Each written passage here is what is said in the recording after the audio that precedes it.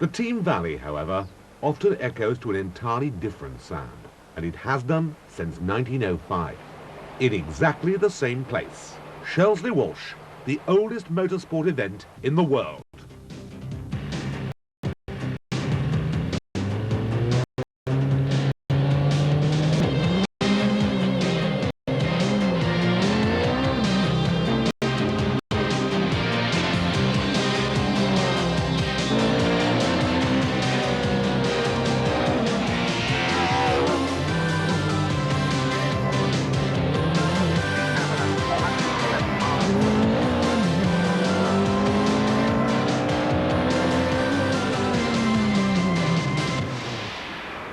Hello and welcome to Shelsley Walsh. I'm Neville Hay, and this is pretty well where I grew up because it's the first motorsport event that I ever went to. It's one of the first that I ever worked at. It's a rather special event which brings to the hill still people who do it for fun rather than just money. And also it brings a variety of cars, from modified saloons, modified single-seaters, indeed cars of every variety and every age. On a course that's basically unmodified since it started in 1905, this is the oldest event in Great Britain and indeed the world. Let's have a look at it, courtesy of Graham Hickman with the Skoda with a Chevrolet 6.3-litre engine. We're on the start. Maximum revs away on a concrete surface on slick tyres, past the commentary box and accelerating strongly into the kennel bend. Slight lift, foot hard down again between the kennel into the slight right-hander and the left-hander here at the crossing, a difficult turn. Now there's a left-hand kick, which is absolutely flat, and there's a bump in the middle of it. And into the famous S, change down, flinging the car over to the left, a burst of power, and flinging over to the right again. Now the finishing straight. Maximum revs, up an absolutely dead straight but narrow road, and over the line. The time, 30.32 seconds, and then you've got to stop. That was the time good enough for second fastest in the class. But what about his major rival, John Meredith, with the 4.5-litre Rover engine in what is basically a Skoda closed body? Again through the kennel and into the crossing, this time we see them from the outside. A flat beat of the V8, notice no brake. Now the brake's hard on, and down through the gearbox. Stab of power, out through the top, perilously close to the bank which has caught out many a man in the past. John Meredith's time, 30.24. The latest 7 grew into the Westfield. This is James Slack's involved. Opposite lock there, out of the kennel bend. Not quite so much rubber down in this case.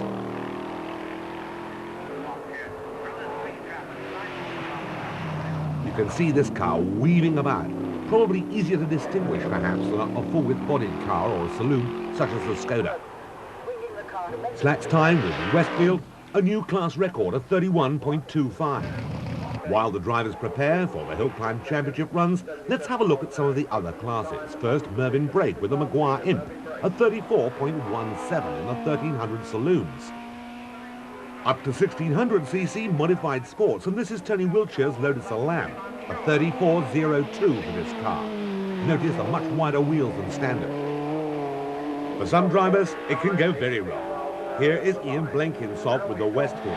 Smaller engine, sideways at the crossing, up the bank, and very lucky to keep it on 4 wheels.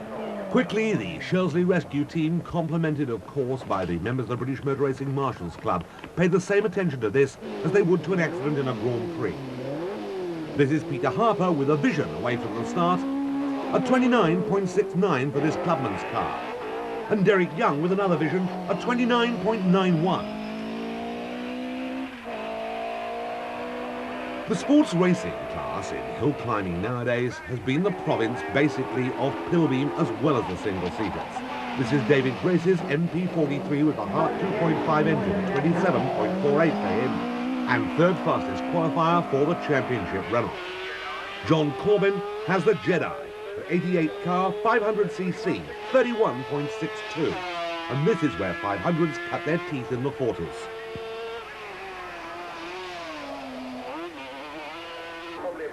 Delta 2 well represented. Patrick Woods here, T79 example, a 30.32 for him. raising the dust there and through the S's in a very neat fashion indeed. Designer perhaps of the best chassis that BRM had towards the end of their racing career, and of course of a splendid Formula 2 and Formula 3 car, was Mike Pilbeam. This is his latest effort, the MP58, a brand new car, Mark Colton and a 28.62.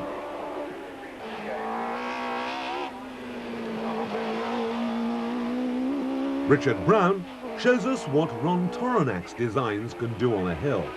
This is an RT4 route of the sort that Salazar won the first Formula 3 race for the Mark with.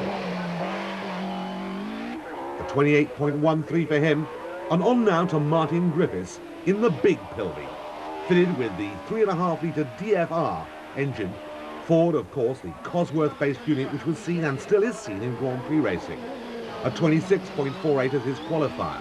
It's been a season-long battle between him and Roy Lane for the championship, a similar MP58 Pilbeam, but this time with the DFL engine. Slightly larger, more torque, less top-end power, a 27.11, with Rob Welsh's smaller engine Hart version and a 27.65 third. Motorbikes have always played their part at Shelsley Walsh. Recognise the face?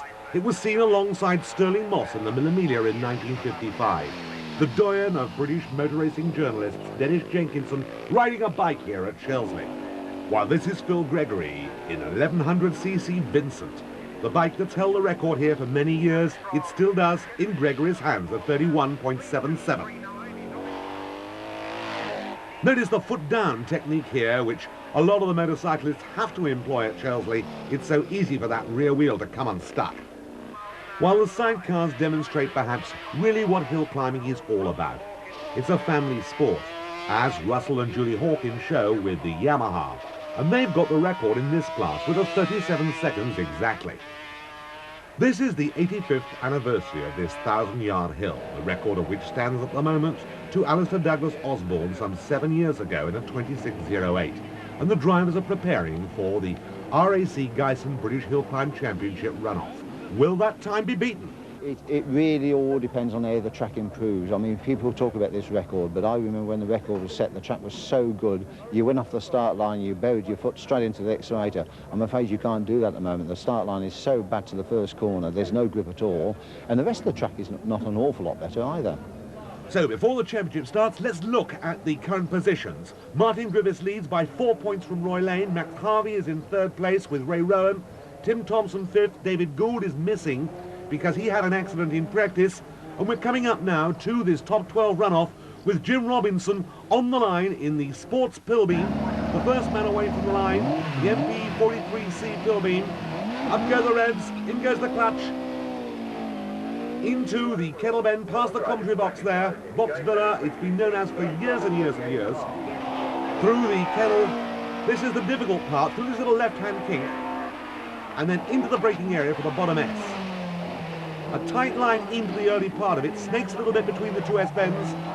Out there, again a little snake, a little lift necessary. It's going to be a quick one, but I don't think it's going to be that quick. It's 28.41 for Robinson.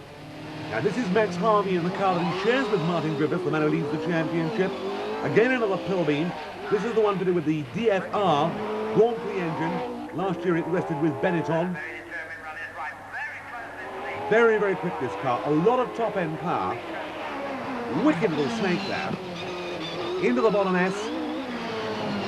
Almost hits the bank coming out of the top S there, but gets it under control and rockets up there. That's a quick one. 27.25. David Render has been around hill climbing now for 43 years. He sponsors the Sprint Championship. This is a Tolman chassis. And Render, who's had some ill fortune this year, away from the line, into the kennel, out of it again, classic line through the kennel. And you'll notice how much steadier this car is, albeit a little slower. There's something coming out of the back. I think it's a little trail of smoke there. Lovely and neat through the S's there, out to the top S, notice not so close to the bank. Reflected in the time, however, is the speed of that car, 28.38, so it's easy to see that he wasn't quite as quick.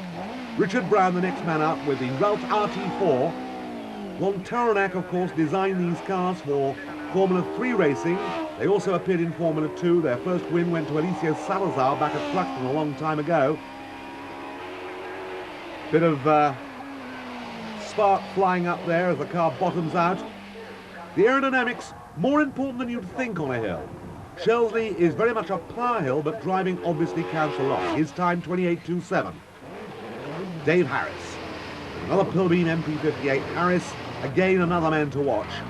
It's been a difficult year for him because he hasn't done quite as well perhaps as he'd hoped. He's away from the line, notice the position on the right-hand side of the road to try and get maximum grip. In and out of the kennel. Bags of power between the two. There's a lift here for the crossing. And that little kink can catch you out oh so easily. And the braking into the S's. That's where a lot of time can be lost or made. Through the top S, not using all the road by any manner of means. Harris coming up then towards the finish. 27.15. Deceptively quick that time. Geisen, the name of the championship sponsor. This is Jim Thompson. Jim Thompson, in fact, the father of Tim Thompson and the father, of course, of the ex-hill climb champion, James Thompson, who turned to circuit racing and who's now retired. One day we hope he might come back. He's busy raising a family. Surprisingly, Jim has beaten son Tim to get into the top 12. Nice, neat climb here. And Jim, who really puts an awful lot into his hill climbing, gets a 28.68. So here we are at the split. Top 6 times Dave Harris, 27.15, Max Harvey, 27.25, Richard Brown. They're all pretty close. We've got 6 more to come, and theoretically should be the top 6. Here is number 6, Rob Turnbull. Turnbull away from hill climbing for a while, came back again. His grey hair deceptively gives him the impression of being slightly older than he is, and the car certainly not the latest MP58 Pilbeam. He's away, a little weave at the start, fetches up the dust. Oh, that's very wide at the kennel, nearly clouted the bank. Comes through, raises the dust with the near side front wheel there, and raises it again. Economic now, but got himself into a wicked little slide earlier on. And this is a bit of a ragged edge job. Gets it sideways, keeps the power on. But for those mistakes, it would have been even quicker. 27.54 is the time. Now Ray Rowan, who's chosen to build his own car, has won the hill climb championship with it in the past. This is the Roman. And the man he's up against is Mike Pilbeam. There stands Mike Pilbeam, who's built so many of these hill climb cars. Rowan away from the line. Notice the silencer at the back for the benefit of the local residents now. All hill climb cars are silenced. The strut on the side of the car, they're known as the Burt strut after Patsy Burt, who originated it as the strut that breaks the timing barrier as quickly as possible. This is a nice neat climb. He just lacks really power, I think, with this car, otherwise he'd be right on the pace. But what's on the pace? Ray Rowan, 26.75. You can't grumble at that. Rob Welsh, another Pilbeam, MP58H. Position on the right-hand side of the road. You notice that the drivers choose their position very carefully, but this gives you a lovely line past the commentary box there, just clipping the bank there, into the kennel, out of the kennel, bit of understeer there, but nicely under control. He didn't get the tail out, so this is quite neat on the lower half of the hill. But I have the impression that it could be quicker. Oh, a lot of heavy braking there. That could have lost me a bit of time because you've got to be smooth. Through the top S, tail out of line slightly, now the power. Welsh's time, coming up now, 27.77. David Grace. The full-width body, considered perhaps to be a disadvantage on a hill where you can't see the wheels, but it doesn't seem to make much difference to David. That's a nice start. Puff of blue smoke there, not too close to the bank. He's got to be a bit careful with that bodywork because he can't place it perhaps quite as precisely. I don't know, that was pretty precise. A bit of a snake there. Ooh, a very late change down. Blast of power between the bends. Out there, very close at the back. Up comes a tuft of grass as he flies up the finishing straight. David Grace at 27.59. We're coming to the last two. This is Roy Lane. This car, virtually written off only a week or so ago in Ireland, has been completely rebuilt at the Pilbeam factory. We had to wait for him to get the car back before we could fit our in-car camera. And he's there, extreme right-hand side of the road. You heard what he said about the surface. We're in car with Roy Lane now. The last two runners, and Roy Lane, on the right-hand side of the road, he's away. The vibration of that big V8 Cosworth unit has to be felt to be believed. Out he comes into the crossing. through the crossing, didn't discernibly lift, into the little kink there. Now braking, 122 miles an hour up there, now between the two bends. This is the top S. Look at that front tyre, look at the correction there. And now up that straight, up go the Reds. Is it quick enough? 26.60, 26.60 for Roy Lane. Well, as so often is the case in hill climbing, it all depends on the last run. It depends on the man who's leading the championship. It depends on Martin Griffiths. It depends on whether his Pilbeam, the car that he shared with Max Harvey, can actually take this class, take, in fact, the hill climb championship, and can he take the record? Griffiths, with now some 20 years experience behind him, already hill climb championship titles behind him. A very cool customer indeed. He's away. Up go the Revs, into the kennel. Oh, this is quick. Out comes the tail, into the crossing, barely lifts for the crossing at all. Through that kick, he doesn't lift through the kick. He brakes, changes down, through the bottom S. This is the top S. The power is on already, he's up that finishing straight. Martin Griffiths is flying today at Shelsley Walsh. 25.86. Listen to that crowd. It's a new record for this 1,000-yard hill. To Martin Griffiths, the man who leads the hill climb championship with the Pilbeam. Down the hill he comes, leading down the competitors in the hill climb championship 1990. This is hill climbing at its very best. Here are the times for you in the Geisen Beat Blast Hill Climb Championship. And what a run we've had here at Shelsley Walsh. If Silverstone is the home of motor racing, this is the home of British hill climbing. The presentation from Tony Gabriel, Mark Josland on the right of your picture there, the secretary of the Middle Automobile Club, and that's Tony Griffiths, the president's wife. But how did Martin do it? I've no idea. If I knew that, I'd probably go out and take some more time off. Around the first corner, around Kennel, I really decided I got to boot it around there. I had a few wiggles, then through crossing as quick as I could, and then through the S's and up the final straight, and just hope. And that drive has certainly paid dividends for Martin Griffiths.